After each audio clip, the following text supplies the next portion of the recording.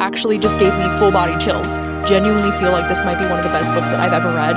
Hey, how's it going? My name is Gabby. Welcome back to my channel and welcome to a very exciting reading vlog where I'm going to be reading your all-time favorite books. I thought this would be a fun new series to start on my channel where I get book recommendations from you with some of your all-time favorite books. And so for this first vlog of this new series on my channel, I thought I would start with my Patreon. I ended up asking people on my Patreon to submit their top 10 to 15 favorite books of all time. And the whole reason why this idea came along to begin with is because one of the biggest perks of, working at my new bookstore job is that on the bookstore's website, we get to have a section where we get to post our staff picks. And so, I had to narrow down, like they were asking me, what do you want your staff picks to be? And I was like, oh my god, like where do I even begin to choose? And so if you were wondering, these were the 15-ish. I think there's more like 18 books on this, but these were the books that I ended up going with for my staff picks. I do think that this kind of represents me well as a reader because we do have a wide variety of things that I've loved here across so many different genres. And I really like this list of books to represent my taste because I do have some of my more recent favorites on here. Like Starshipped or Molka are definitely two of my more recent favorites, but then I also have some of my all-time favorites on here, like A Little Life and Any Man and The Troop. It was really hard for me to narrow down this list. Like it took me days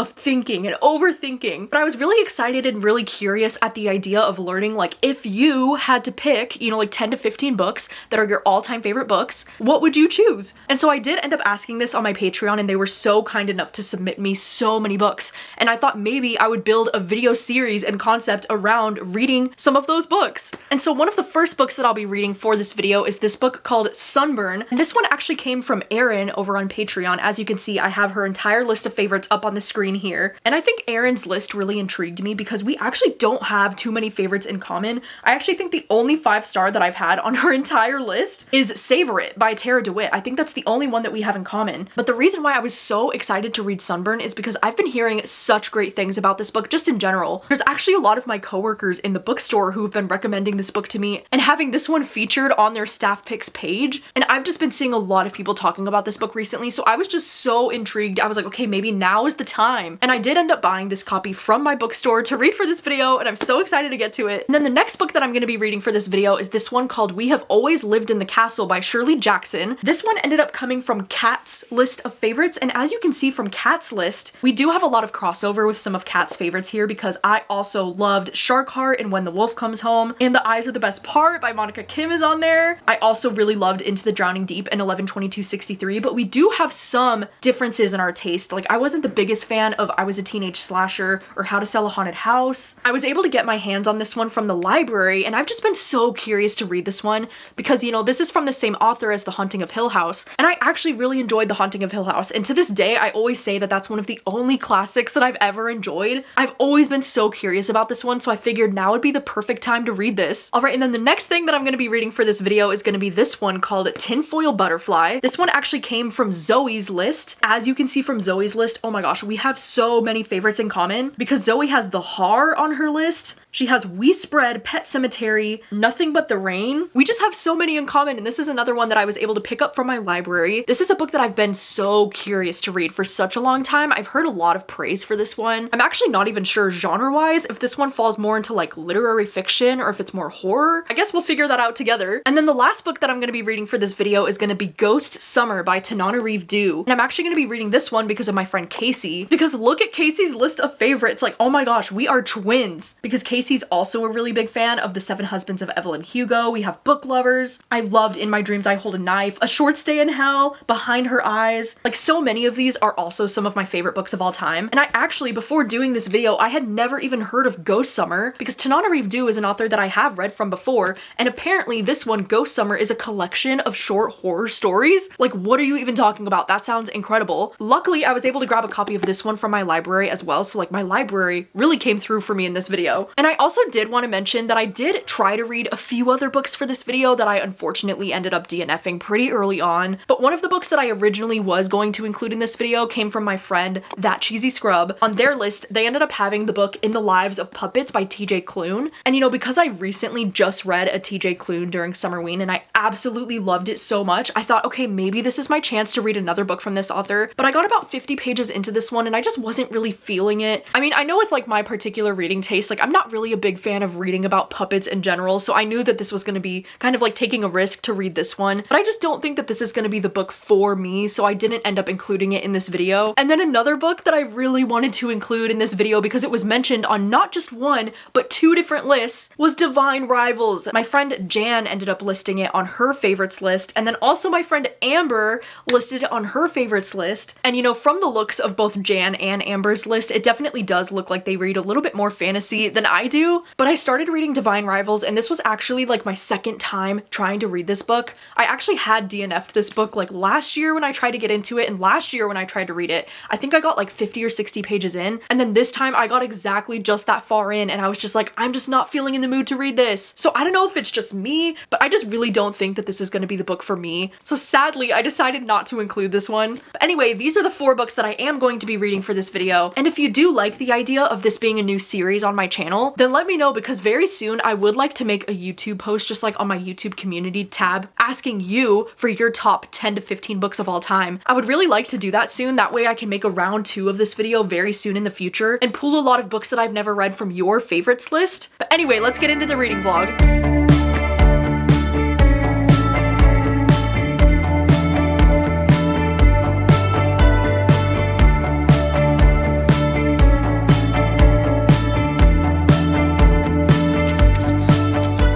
Okay, hello, I am checking in with the first reading update because today I have started reading Tinfoil Butterfly, and I'm now about 112 pages in, and this one is actually kind of shorter. It's only about 260 pages, and so far the writing in this, it's absolutely flying. Like, there's something about this book that is so readable, and I'm really loving the vibes of this book and like the atmosphere so far. Like, I don't even know how to describe it, and I don't know if I've ever read anything quite like this book. In this story, we're following this young girl named Emma, and she is hitchhiking to this place called the Badlands, and she's trying to outrun this like really dark past that she has. And like right from the beginning, oh my gosh, like the opening chapter of this book starts with a bang because she's like trying to get away from this guy. They have this like really intense, you know, like violent interaction, and she ends up taking his gun and taking his van, and she's kind of like on the run by herself. And then she ends up stumbling across this small town that's like really eerily quiet, and something just feels off, and she goes to this diner to take shelter, and then she ends up meeting this little boy named Earl in the diner, and he wears this like tinfoil mask over his face. And this little boy is like asking her for help with something, and she's starting to realize that there might be something really awful happening here. And I don't know how much more I could say without it starting to get into like spoilery territory, but like, oh my gosh, this is so interesting so far. You know, I was hooked immediately after that first chapter, but then shortly after that, I was like, you know, I don't know if I'm vibing with this. The first like 30 pages, I really wasn't sure how I was feeling about it, but then shortly after I was feeling that way, I just feel like I immediately got sucked into the story. Like, I feel like these characters are so interesting, and the way that they're interacting with each other is also very fascinating to me. The way that Earl speaks for a child is really interesting, and the way that they keep lying about their age. Earl's like, oh, I'm like 20 years old, and then he's like, oh, I'm like 12, I'm like 5. And I feel like it makes Earl kind of like this unreliable character. Like, we don't know if we can trust anything that Earl is saying, but it's in a way that's like really intriguing to me because I'm like, what is going on? There's also like the threat of this like looming storm that's going to be coming, and there's like potential snowfall happening. So like she's trying to figure out if she's going to be able to leave this place or if she's going to get stranded there, because her whole thing is that her van is like out of gas, and so she really like needs help. She's like, I need to find gas, and like this small town doesn't seem to have any answers for her, and it really looks abandoned. It's like there's nobody there, and so the vibes are just like so weird and eerie and kind of scary in this book. I mean, I love how it says that this is a seductively scary exploration of evil, how it sneaks under your skin, flaring up when you least expect it, how it throttles you and won't let go. The beauty of this ferocious and harrowing debut is that it teaches us that love can do that too. Like, that is some powerful shit. You know, I went to go download this audiobook on Libro, and I was like so intrigued because on Libro, the synopsis says The Shining meets About a Boy. And I'm already starting to see some of that comparison to The Shining. It's in a very subtle way, like not really what I was expecting, but like, yeah, I can see that. And I also want to say that there was parts of this book that was reminding me of the book Nowhere Burning by Catriona Ward, but I feel like this book is kind of everything that I wanted from Nowhere Nowhere Burning, because that book, Nowhere Burning, is one that I actually DNF'd. I think I DNF'd it too at about like 115, maybe like 120 pages in, because I just thought the writing was like really obnoxious, but it kind of had a similar premise where you have these two characters who are like trying to get somewhere. I mean, in that book, it's this place called Nowhere, and then in this book, it's this place called the Badlands, and I feel like all of it is just kind of like a metaphor for something deeper, but I like the writing in Tinfoil Butterfly so much more than I liked the writing in Nowhere Burning. But I do think these stories kind of have similar vibes so far, but I think Tinfoil Butterfly is more like my kind of a story because this one feels very like isolated and very scary because of how isolated these characters are in this like creepy small abandoned town. So I really do like the atmosphere in this one a lot. But anyway, I just pulled up at work right now. I'm going to be working a full shift today. I'm going to be working until close, but I do get a 45-minute break at some point this afternoon. So I'm hoping that I can read a little bit more of this while I'm on my break. And then hopefully I can finish it before tomorrow because I do have a drive back home later tonight that I can also listen to the audiobook on the drive home.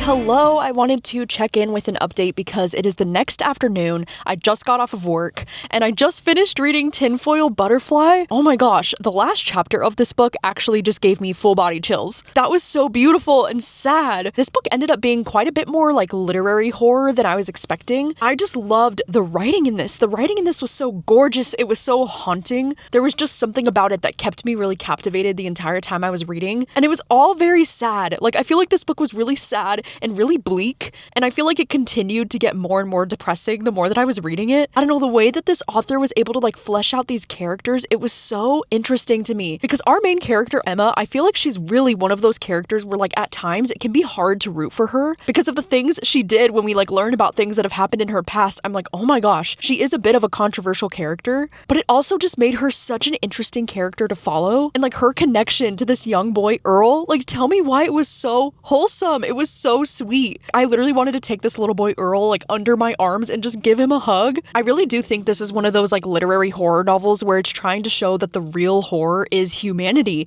and it's like real life horror. You know, I actually didn't realize until I checked Goodreads like right after I finished this that I have read a book from this author before. I didn't realize that this is from the same author as Tantrum, and I'm kind of glad that I didn't realize that because I really didn't like Tantrum. I gave that one 2 stars, and this is actually this author's debut, and I feel like this book is so impressive as a debut because the writing quality in this was just so good, and I enjoyed this one way more than I enjoyed Tantrum. It was something about these two characters. I think Emma and Earl were such interesting characters to follow in this. I also, like, part of me wants to compare this book to, like, how I felt about the Blue Book of Nebo, and I don't even know how to explain why. I think it's because you're dealing with these two characters in, like, a very isolated kind of a situation, and, like, the writing is just really beautiful in both of these. But in the Blue Book of Nebo, you're following a mother and a son during an apocalypse, and so it's kind of like them against the world. And so it does kind of remind me of the feeling that I had while I was reading this, because not that Emma and Earl, like, they don't necessarily have like a mother and son kind of a bond, but it is kind of like that. And the way that they're just so isolated from the rest of the world and the way the writing is so beautiful, it does kind of remind me of the Blue Book of Nebo. And I definitely do see the comparisons to The Shining as well. So like, wow, I really enjoyed this. Like, I actually enjoyed it a lot more than I thought I would. I think I'm probably going to end up giving this one like 4 stars or maybe like 4.5 stars. Like, I don't know if it was the perfect 5-star book for me. And you know, I was actually kind of surprised to see that on Goodreads, this one has kind of low ratings. I think this one has like a 3.2 out of 5. And I was kind of surprised by that, but also like, I guess I'm not that surprised. I do feel like books like this tend to get rated lower where like there's not too crazy of a plot. It's really more of like a character driven story. And I think because the main character can be so like messy and complicated and kind of like unlikable at times, I feel like usually with books like this, they tend to be rated a little bit lower, I've noticed. So like, I guess it does make sense, but I am surprised because I think the quality of the writing in this book is really good and really thought-provoking, especially like what it has to say about like evil and whether or not evil is something we have any control over in our lives. Like the idea of like if we can let evil happen to us or if we have any control over if it happens to us. I don't know if that makes any sense at all. It said it really beautifully in the book. Anyway, I am so glad that I finally read Tinfoil Butterfly because I've had my eyes on this one for a long time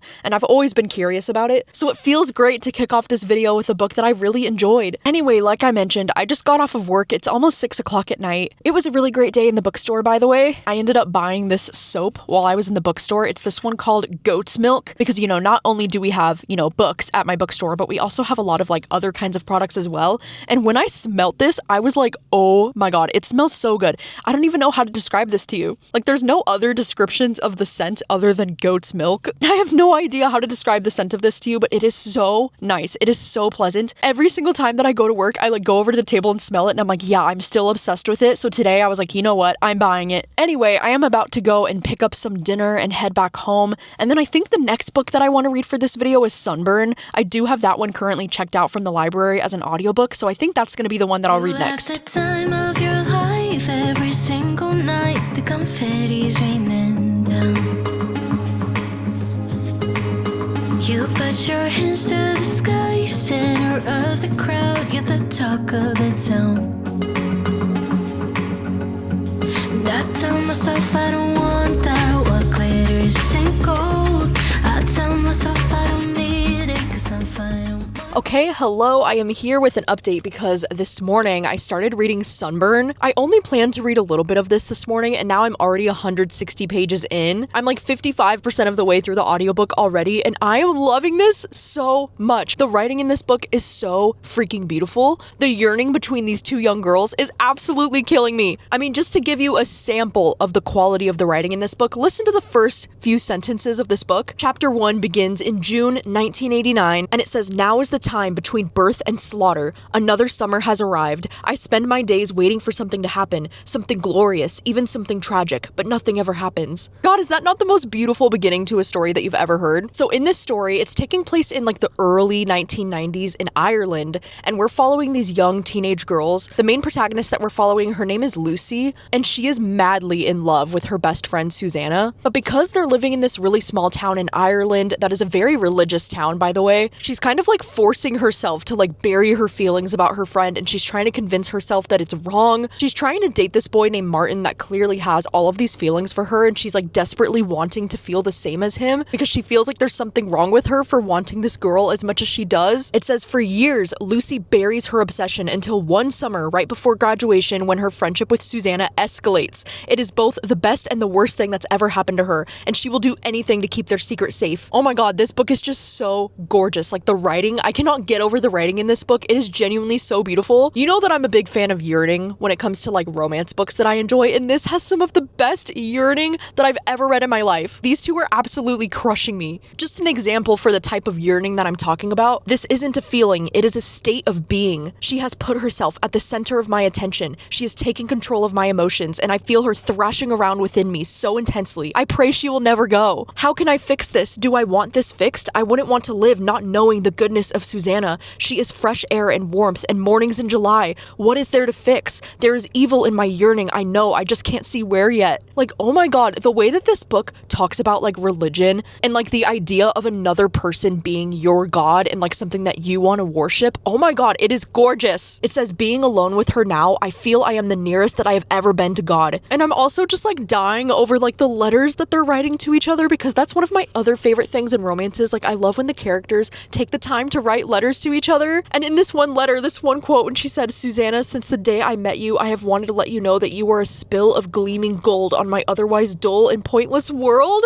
Like, bitch, shut up. That is so cute. It says, with this look, she takes a piece of me and she will have it forever. I don't mind. For the first time in my life, I am not afraid to be seen for what I am. God, the writing in this book is just absolutely stunning. It just feels so atmospheric too. Like, not only for that time period of like the early 90s, but also for the summertime. Like the way this book is describing the summertime and the way that their love is so like new and fragile and this thing that they're trying to protect. And like they so desperately want each other, but the way that they're struggling with like their family families and the way that they're trying to hide it, oh my god, it's just so heart-wrenching. Even though I'm not a religious person, I've always kind of talked about how like one of my favorite things in romance is when you use religion to describe the way that you love each other. Like for example, when she says, "This is heaven, this is all I want," when she's around her, and she says, "Now I feel that I am being worshipped. She looks at me deeply to the darkest parts of me, a place so deep that my own soul would not even venture there. And with those words, I am prepared to receive the Lord." Because you know, like some of my favorite songs of all time, like say like False God by Taylor Swift,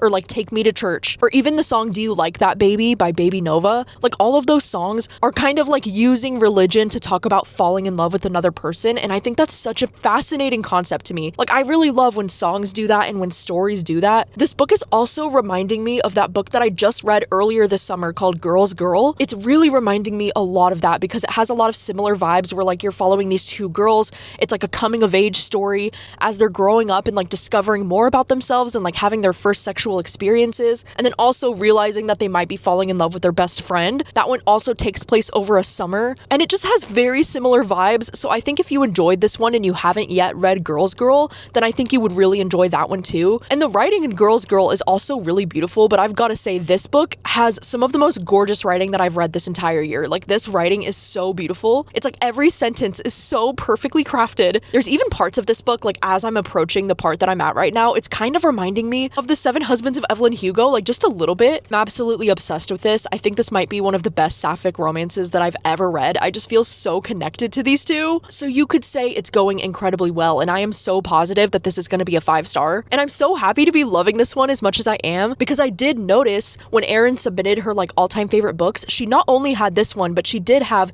the other new book that this author just came out with called Heap Earth Upon It or something like that. And so it's good to know that this author has another new release that is highly loved and getting a lot of praise already, because now I have something else that I can read from this author too. Anyway, I just pulled up at the gym because I decided that instead of just like reading this book in my bed and just like bed rotting the entire day, I should probably like do something. So that's what I'm gonna do. I think I'm just gonna try to do at least like 30 minutes on the treadmill or something. And then I do think I need to go by the grocery store to pick up some stuff to make for dinner tonight. God, I'm starting to get nervous about this like parasite that's like spreading around the US right now. Every time I'm checking the news, like I think we only have one case of it in Washington state right now, but it's like I just want to be cautious because like that sounds horrible. It's like some kind of diarrhea parasite where it could last for weeks, and I've heard that the main foods that you need to try to avoid are like lettuce and cilantro and like fresh berries and things like that, you know, which kind of sucks because like I do eat cilantro almost every single day. And same with like berries, like blueberries and strawberries are part of my daily food groups. But anyway, I'm gonna go into the gym, I'm gonna continue to read this one, and I will let you know my final thoughts. I wanna be the life of the party. I wanna dance with somebody. Be ooh, ooh, ooh, ooh, ooh. I wanna be the life of the party. Hello, it is much later in the afternoon. It's like 5:30 and I just got home from the gym and I washed my hair and I finished reading Sunburn. Bitch, are you kidding me? This was stunning. Like this was one of the most beautiful books that I've ever read in my life. I have so many feelings right now. I don't want this to sound dramatic, but I genuinely feel like this might be one of the best books that I've ever read. This book kind of gave me a similar feeling to the feeling that I had after I read The Seven Husbands of Evelyn Hugo, and that has always been one of my favorite sapphic romances of all time. And I was just thinking to myself after finishing this, like this has got to be one of my new favorite sapphic romances ever. Like I think this would make it into my top 3 ever. This was so stunning and so beautiful. Like I don't even know how to properly review this book. It just made me feel so many things. The writing was so incredible, like so good. The way that I was talking about earlier, the way that it ties religion into like the storytelling and like the way that these two girls view each other, it just continued to do that throughout the rest of the book. And there were so many good quotes. Like even this giant quote on the back that I'm just now noticing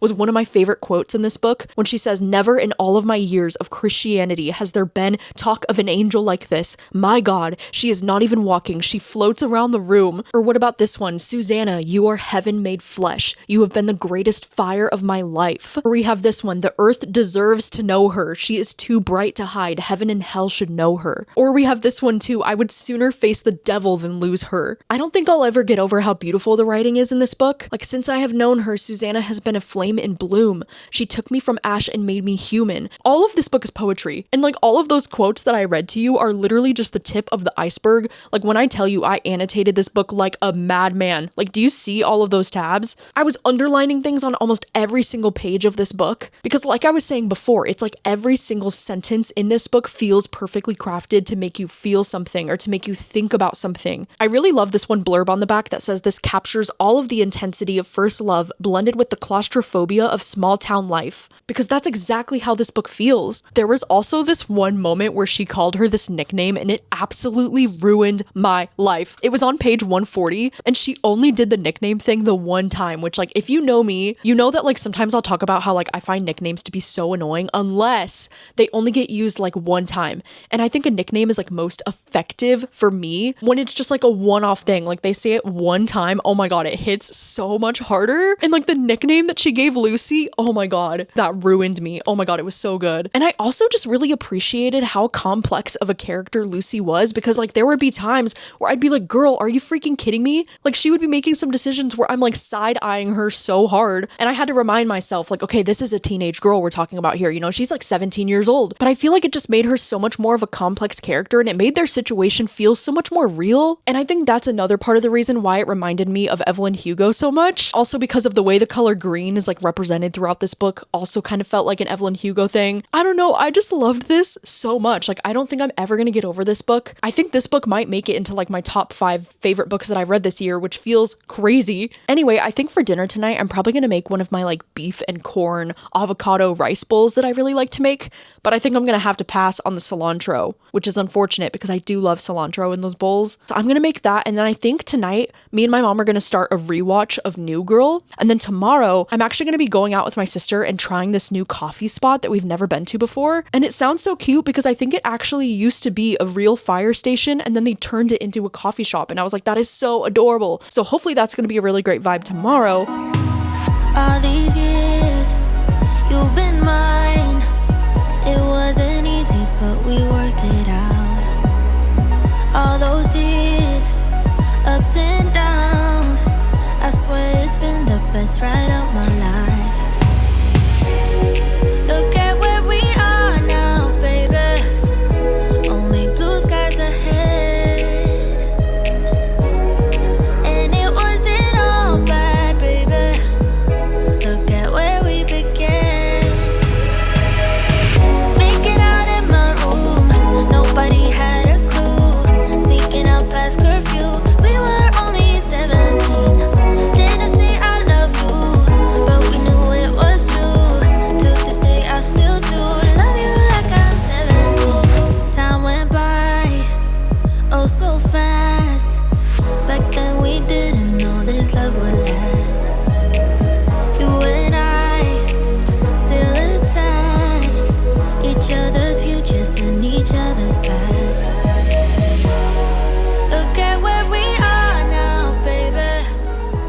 Okay, hi, hello. I wanted to update this vlog because it's been a few days since I last updated. Right now, it's about 11:15 at night, and it's been a really busy last couple of days because the last time that I saw you, I was talking about going to that coffee place that I had never been to before with my sister, and we did end up going, and the coffee there was so good. But it kind of sucked because they didn't have any like breakfast sandwiches the way that I thought that they would, so instead we just had to get bagels. So I ended up going with the everything bagel, and then I think my sister got like a sun-dried tomato type of bagel, and the bagels were really good, but the coffee shop was so good. Like I would definitely go back there for the coffee. I feel like all of the local coffee spots in Washington, like every single one that I've tried, they've all been so good. And then it is now Monday night and I just got done with working a few different days at the bookstore. I was actually working for the last 3 days. And oh my gosh, I had to update you about this because you will not believe what happened to me the other day at work. So while I was working at the bookstore the other day, the author, Marcus Klewer of We Used to Live Here, he ended up coming into my bookstore and he was like looking for some of his books in our store for him to sign. And I literally have We Used to Live Here sitting on my staff pick shelf in the bookstore. So like he had to go over to my staff pick shelf to be able to sign the book. And like, mind you, I only have like probably like 4 or 5 books on my staff pick shelf at that location. And oh my God, how crazy is it that like I looked up and saw him like signing the books because he was talking to one of my coworkers. And then after he looked up, we like locked eyes and I was like, he kind of looks familiar. And then he was like, are you Gabby Reads from YouTube? And I was like, yes, like what? The way that he recognized me just like blew my mind. And he was so freaking nice. We talked for like 10 minutes. It was so nice because he ended up giving me these little like book plates that have his signature on it so that I could put them in my books, because he's the author of not only We Used to Live Here, but The Caretaker as well. And like you might recall that both of these books were book troop picks. He also ended up giving me a few different goodies, like some of his bookmarks that he's made. And you know, I was mentioning this on my Instagram, but like I've never met one of my favorite authors before. Like that's never happened. And the fact that it's already happened when I've only been working at the bookstore for a few months now is so crazy. So like that totally made my day. Like that absolutely made my weekend. And the way that Marcus was like talking about the fact that he watches my channel, like my mind was blown. You have no idea. So anyway, it's been a crazy couple of days, and like meeting Marcus earlier this weekend, like that absolutely made my entire week. But I wanted to update you because I've just been laying in bed reading We Have Always Lived in the Castle by Shirley Jackson. I ended up reading this entire thing tonight because this book is only 152 pages. I actually didn't realize it would be so short. The audiobook is only like 5 hours and like 50 minutes long. And I knew that I was taking a little bit of a risk with picking this book for this video because I feel like sometimes classics can be very hit or miss for me, you know? I think this one first published in 1962, but you know, because Shirley Jackson is the author of The Haunting of Hill House, and because I actually really liked The Haunting of Hill House, I've always been really curious about this one. So I thought this would be the perfect chance for me to read it, and I am glad that I read it, even though I thought this book was just okay. I think I'm probably going to give this around 3 stars. I do understand the appeal with this book though, because I think the writing in this book is undeniably really good. You know, like I said about The Haunting of Hill House, there is something about Shirley Jackson's writing that just feels so timeless. Like it doesn't really feel like a classic to me the way that some other classics feel like very outdated. But I also just think there were a few things about this book that just didn't really work for me personally. I just think the chapters, okay, first of all, the chapters were so long. And I know this book is pretty short, so it's like, why does it even matter if the chapters are long? There's only 10 chapters in this entire book, and like every time we would start a new chapter, I was like, wow, like that was a really long chapter. But also like this book ended up having quite a bit of like a gothic kind of slow burn vibe to it. Also starting to realize about myself that like I don't know if I really enjoy gothic books as much as I thought I did, because almost all of the time I end up having the same complaints about them, and that is that they're too slow paced and I just kind of get bored. I feel like especially in this book, like there's just not too much of a plot in this book either, which sometimes that can work for me, and then sometimes I just get a little bit bored. But I will say that one of the best things for me about this book for sure was definitely this cast of characters. They were all so strange and so bizarre and kind of like morbid, because in this story you're following this character named Maricat, and then she also has a sister named Constance, and like her perspective was so unusual, and like she was a really entertaining character to follow because sometimes she would be like talking to the people in the town, and then she'd just randomly be like, I imagine what they would be like dead, and like she would want to kill them. And it was almost like kind of out of nowhere she would have these really dark thoughts about the people around her, and it was just very strange and kind of like unsettling, but it made her character unpredictable in a way that made the book more entertaining for me. I saw somebody on Goodreads describe this book as being tense, quiet, and lovely, and I actually think that that's the perfect way to describe this book. But also like I don't know how to explain what about this book just didn't really work for me. I guess I was just feeling a little bit bored at times, and I was expecting a little bit more from this, because like by the ending, by the time I reached the end of chapter 10, I was like, oh, like that's the end of the story, it's over. And I do think at the end of the day this one's gonna be pretty forgettable for me, which is sad, and that's why I feel like I can't give this anything more than 3 stars. But I am glad that I finally read this because I have been curious about this book for a really long time. I'm gonna sleep so hard tonight because I've been working so much these last 3 days and I am exhausted. I was a rebel without a cause, living out of the blue. Used to think I knew it all, but didn't have a clue. And love was just a game, wore my heart on my sleeve. Nothing scared me anyway, nothing could ever break me.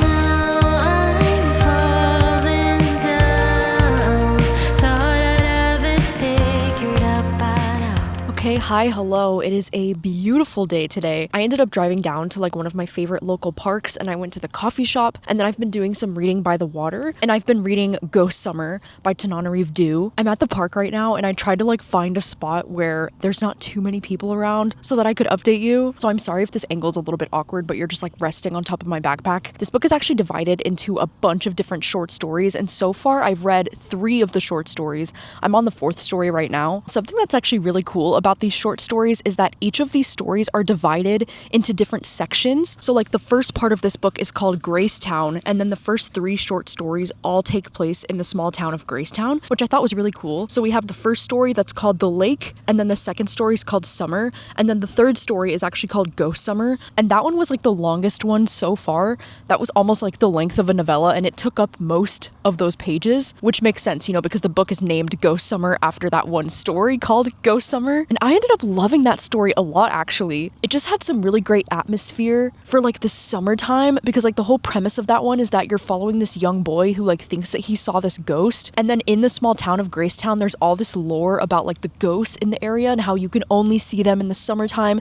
and you can only see them when you're a certain age, and like the kids are the only ones who can see the ghosts. And like part of that story, it kind of reminded me a lot of The Reformatory by Tananarive Due. Like I almost wonder if this was the short story that inspired that story, because this collection actually came out in 2015, which was, you know, over 10 years ago now. But I ended up really liking the first 3 short stories, and I like how even though they're all taking place in the same town of Gracetown, the stories kind of feel like different from each other. And one of my favorite things about this so far is that at the end of each one of these short stories, you actually do get to hear from Tananarive Due when she ended up writing this story and like what inspired this story in the first place, which I think is so cool. Like I wish authors would do that anytime that I read a collection of short stories, because I just get so curious and like I want to know what inspired each short story and like where that idea came from. The short story that I'm reading right now is the 4th one in this collection, and this one is taking place in like 1880 something, so it does feel a little bit historical compared to the other ones that I've read. So like we'll have to see how the rest of this goes, but like so far so good. I don't really have any plans today other than just like staying at the park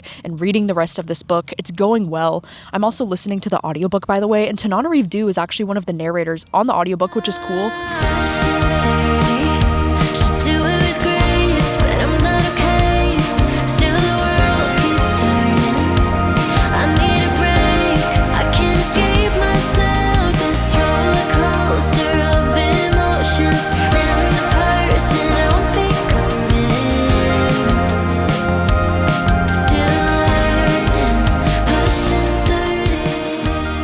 I made it back home. It's a little bit later in the afternoon. It's after 3 o'clock. I'm excited to let you know that I finished up reading the rest of Ghost Summer. And I've got to say, you know, this collection of stories really surprised me because all of these stories are so diverse for the most part, and they're so different. You know, I don't know why when I was starting to read this afternoon, I was thinking most of these were going to be like historical. And maybe that's because that's mostly what I've read from Tananarive Due so far is like the historical stuff. So I've just kind of like associated this author with like historical horror in my head. But I kind of loved how a lot of these stories ranged in like so many different things. I mean, there were a lot of present day stories. There were a few that were historical, but then there were also some that felt really like futuristic or almost like sci-fi. There was one story that kind of felt like apocalyptic, and that was actually a collaboration with another sci-fi author, which I thought was really cool. There ended up being 15 different short stories in this collection, and I've got to say, out of all the short stories that I read in this collection, I think my number one favorite was this one called The Knowing. That one was actually really cool, and it was a really short story, but that one was really cool because we're following this character who has this mother. Her mother knows the day that people are going to die, like down to the specific day.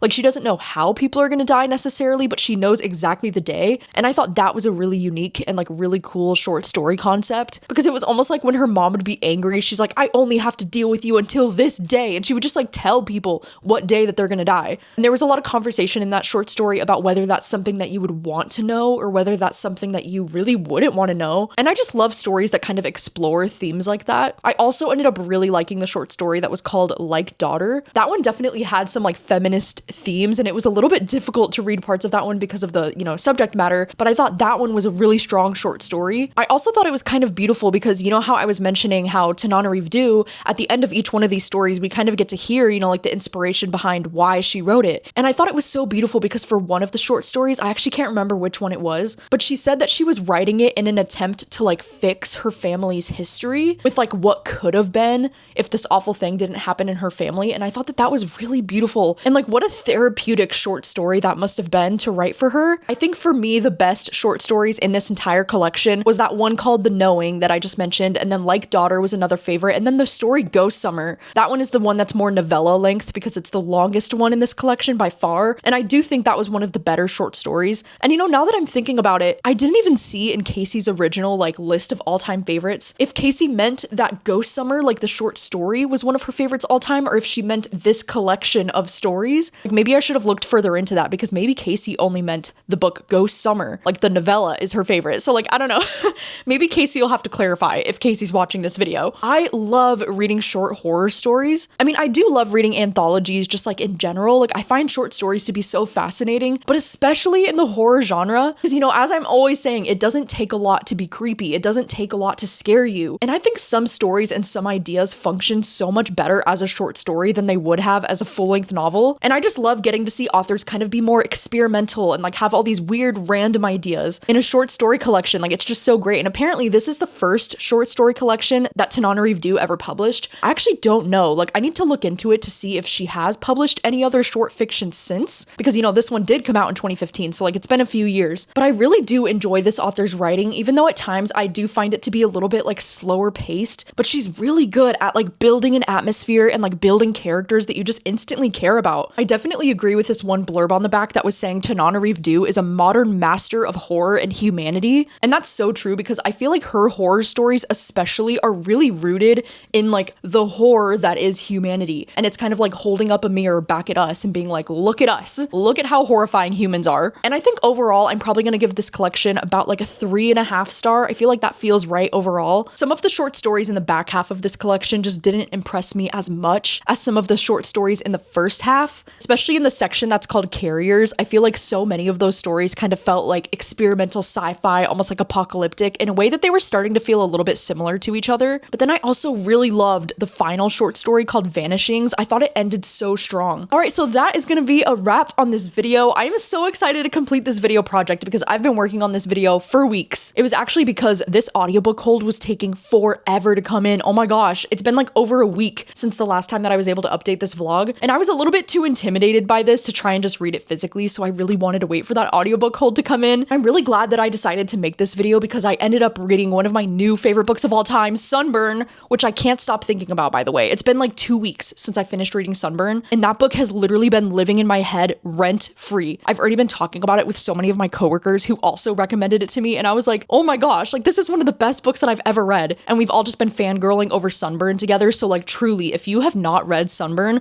would highly recommend. And I really am excited at the idea of making this a new series on my channel. So very soon I will be posting to my YouTube community tab asking for your all-time favorite books, and you can feel free to comment between like 10 to 15 books. I mean, however many you want to comment works for me. I'm gonna be sorting through those comments and trying to pull books, find things that I haven't read, and hopefully later on this fall I can make another video like this with round 2. And I'm so excited at the idea of doing this again because I love getting book recommendations from you, and then also hearing about things that you consider to be all-time favorites, especially if it's something that I've never even heard of. Like, I think that's really fun. Thank you so much for watching. As always, let me know your thoughts on these books if you've read any of them, and I will see you very soon with another video. Bye!